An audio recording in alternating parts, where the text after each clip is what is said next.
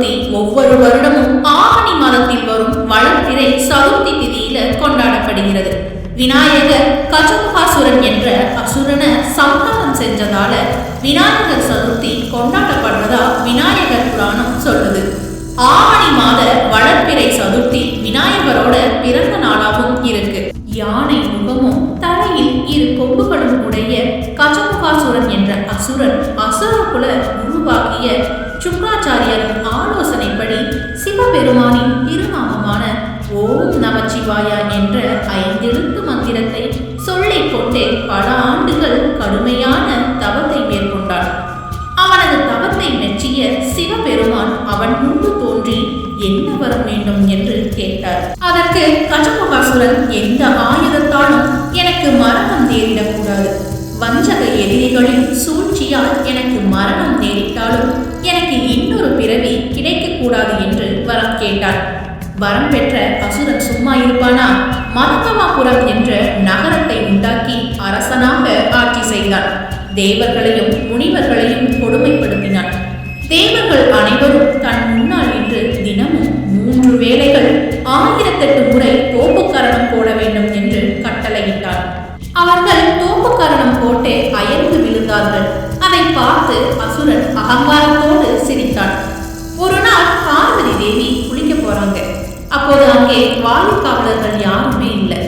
அதனால பார்வதி தேவி குளிக்க போறதுக்கு முன்னாடி மஞ்சள் விழுதால ஒரு சிறுவனை செஞ்சு அதற்கு உயிர் கொடுக்கறாங்க. அவனுக்கு விக்னங்களை கேட்பவன் என்ற பொருளில் விநாயகர் என்று பெயர் சூட்டினார். மேலும் பார்வதி தேவி தான் தயாராகி வரும் வரை ஒருவரையும் உள்ளே அனுமதிக்க வேண்டாம் என்று விநாயகரிடம் சொல்றாங்க. விநாயகரும் அவ்வாறே செய்வதாக வாக்களிக்கிறார். அப்போது அங்கே சிவபெருமான் வராரு.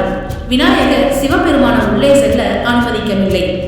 இதனால கோபமடைந்த சிவபெருமான் தன்னோட திரிசூலத்தால விநாயகரோட தலையை கொய்தார். பிறகு நடந்ததை அறிந்து கோபம் கொண்ட பார்வதி பிரபஞ்சத்தையே அழிக்க முடிவெடுத்தார். அவ்வாறு செய்ய வேண்டாம் என்று பிரம்மதேவர் வேண்டிக் கொண்டார். அதற்கு பார்வதி தேவி விநாயகரை உயிர்த்தெழச் செய்ய வேண்டும் மற்றும் விநாயகரையே அனைவரும் முழுமுதற் கடவுளாக வணங்க வேண்டும் என்று 2 நிபந்தனைகளை விதிச்சாங்க. அதை ஏற்றுக்கொண்ட சிவபெருமான் வடக்கில் தலை வைத்து இறந்த நிலையில் படுத்திருக்குமாறு முதலில் தென்படும் உயிரினத்தின் தலையை கொய்து எடுத்து வருமாறு சிவகணங்களை அனுப்பினார். அதன்படி சிவகணங்களும் யானையின் தலையுடன் திரும்பி வந்தனர். அதை விநாயகரின் உடலோடு பொருத்தினார் பிரம்மதேவர். பிறகு விநாயகருக்கு உயிரளித்த சிவபெருமான் விநாயகருக்கு முழுமுதற் கடவுள் என்ற பட்டமும் கணங்களுக்கு அதிபதி என்பதால் கணபதி என்றும் பெயரையும் வழங்கினார்.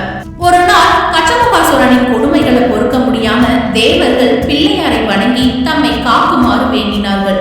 விநாயகரும் அவர்களுக்கு ஆறுதல் சொல்லிவிட்டு கஜமுகாசுரனுடன் போருக்கு புறப்பட்டார். விநாயகர் பெருமானுக்கும் அசுரனுக்கும் இடையில் கடும் போர் மூண்டது. விநாயகர் தமது அம்புகளால் கஜமுகாசுரனின் படைகளையும் தேர் மற்றும் ஆயுதங்களையும் நொடியில் அளித்தார். ஆனால் அவரது ஆயுதங்களினால் அந்த அரக்கனை கொல்ல முடியவில்லை. எந்த ஆயுதத்தாலும் அசுரனை அழிக்க முடியலையே என்று விநாயகர் யோசித்த போது சிவபெருமான் தனது மகனுக்காக குரல் கொடுத்தார். மகனே, கஜமுகாசுரனை எந்த ஆயுதத்தாலும் கொல்ல முடியாது என்று சொல்லவே சற்றும் யோசிக்காமல் தனது வலது தந்தத்தை ஒடித்து கஜமுகாசுரனை வதம் செய்தார். நிலைகுலைந்து வீழ்ந்த அரக்கன் மூச்சுரு போல மாறினான். அந்த மூச்சுருவை தனது ஞான கண்ணால் பார்த்தார் பிள்ளையார். ஞானம் பெற்ற மூச்சுரு விநாயகரின் பாதங்களில் விழுந்து வணங்கியது. அதனை தனது வாகனமாக்கிக் கொண்டார் விநாயகர். அன்னையில இருந்து ஆவணி மாத சதுர்த்தி விநாயகர் சதுர்த்தியா கொண்டாடப்படுகிறது. விநாயகர் சதுர்த்தி அன்னைக்கு விநாயகரை எப்படி வழிபடணும்னு தெரியுமா? அதிகாலையில எழுந்திருச்சு குளிச்சுட்டு வீட்டையும் சுத்தமா வச்சுக்கணும். வாசல்ல மாவிலை தோரணம் கட்டணும். பூஜை அறையை சுத்தம் செய்து ஒரு மனையை வைக்க வேண்டும். அதன் மேல் கோலம் போட்டு ஒரு தலைவாழை இலையை வைக்க வேண்டும். இலையின் நுனிப்பகுதி வடக்கு பார்த்தது போல இருக்க வேண்டும். இந்த இலையின் மேல் பச்சரிசியை பரப்பி வைத்து நடுவில் களிமண்ணால் செய்த பிள்ளையாரை வைக்க வேண்டும். முதலில் விநாயகர் பூஜையை தான் செய்ய வேண்டும். அதன் பிறகு விநாயகர் கிட்ட, நான் இன்னைக்கு சதுர்த்தி விரதத்தை முறைப்படி கடைபிடிக்க போறேன், எந்த விதமான தடைகளும் இல்லாமல் அருள் புரிய வேண்டும்னு பிரார்த்தனை செய்ய வேண்டும். எருக்கம் பூ மாலை, அருகம்புல், சாமந்தி, மல்லின்னு பல வகை பூக்களால விநாயகரை அலங்காரம் செய்து பிறகு விநாயகர் விநாயகர் பாடல்களை பாடலாம். நம்ம வீட்டுல என்னென்ன பழங்கள் இருக்கோ அதை விநாயகருக்கு படைக்கலாம். விநாயகருக்கு பிடித்தமான கொழுக்கட்டை செய்வது சிறப்பு. கொழுக்கட்டை மட்டும் இல்லாமல் எள்ளுருண்டை, பாயாசம், வடை, சுண்டல்னு பிள்ளையாருக்கு படைக்கலாம். பால், தேன், வெல்லம், முந்திரி, அவல் என்று ஒவ்வொன்றிலும் சிறிதளவு எடுத்து ஒன்றாக கலந்து அதையும் நைவேத்தியமாக படைக்கலாம் விநாயகருக்கு. விநாயகர் சதுர்த்தி அன்னைக்கு காலையில இருந்து உணவு எதுவும் எடுத்துக்கொள்ளாமல் அனுஷ்டிப்பது மிகவும் விசேஷம். விநாயகர் சதுர்த்தியை யாரெல்லாம் சிரத்தையுடன் கடைபிடிக்கிறார்களோ அவர்களுக்கு கல்வி அறிவும், தெளிந்த ஞானமும், சிறந்த செல்வமும், பிள்ளை பேரும் கிடைக்கும்.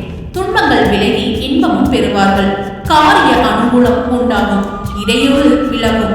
பெரும் புகழுடன் சகல நோய்களும் நீங்கி சகல பாக்கியங்களுடன் வாழ்வார்கள். சரி, விநாயகர் சதுர்த்தி முடிந்த பிறகு ஏன் விநாயகரை ஆற்றில் கரைக்கிறார்கள் என்று தெரியுமா?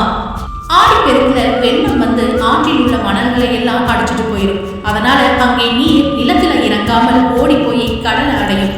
ஆனால் களிமண் உள்ள இடத்தில் நீர் பூமியின் கீழே இறங்கும்.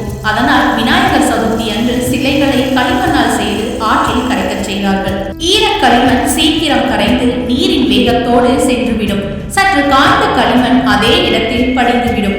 இதனால் தான் ஆற்றில் வரும் நீரானது பூமியில் நிலத்தடி நீராக மாற்றி நமக்கான குடிநீர் பிரச்சனையை தீர்க்கும் என்பதற்காக விநாயகரை நீர்நிலைகளை கரைக்கும் வழக்கம் ஏற்பட்டது. நீங்களும் விநாயகர் சதுர்த்தி அன்னைக்கு விநாயகரை வழிபட்டு சகல பாக்கியங்களையும் பெற்று நீடூடி வாழ்க. நம்ம சேனல்ல போடுற ஸ்டோரிஸ் உங்களுக்கு பிடிச்சிருந்துச்சுன்னா லைக் பட்டனை தட்டி